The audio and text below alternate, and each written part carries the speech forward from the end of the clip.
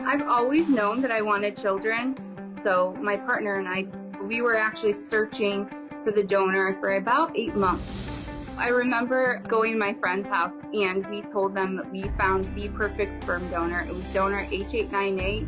He was 6'2", blonde hair, blue eyes, a long distance runner, had a clean bill of health, and we just were over the moon. After a year and a half of trying, did IVF, and we were pregnant. I couldn't have been happier. My first son was born. In the first year of his life, he hit every milestone. Because it took so long to get pregnant the first time, we chose to try again rather soon. When my first son was 5 months old, I became pregnant with my second son. Both my children were conceived from the same sperm sample, so they are full siblings. So when my first son was 14 months old, I just took my second son home from the hospital, and he stopped looking me in my eyes. He stopped saying, "Mama." He stopped saying, "No, bye." Stopped waving. He started to show red flags of autism. Ultimately, my first son was diagnosed with autism. He was 2.5. It really turned our lives upside down. It's not easy. For a while, I would say, thank God I only have one on the spectrum. I couldn't handle two. I used to say that. My second son started regressing. I just knew I was losing him. I hate that I was right. When we chose donor H898, we believed everything to be true on the donor profile. I came to discover this donor had no college degree whatsoever. He went to a special needs high school. He didn't speak until after 3. He did not have a clean bill of health. My kids struggle every day, from getting dressed in the morning, putting shoes on. Kids make fun of them because they don't sleep. I don't sleep. I love my children. Those are my babies. I don't want them to struggle. The sperm bank was supposed to protect me.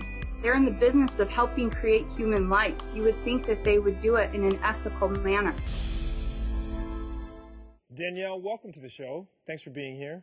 Thanks for having me. Danielle, I got to start by saying I just can't imagine the range of emotions, being a parent myself, that you went through and you continue to go through when you think about all that transpired in the situation. But you say that it's not the donor you're blaming, you're actually blaming the system.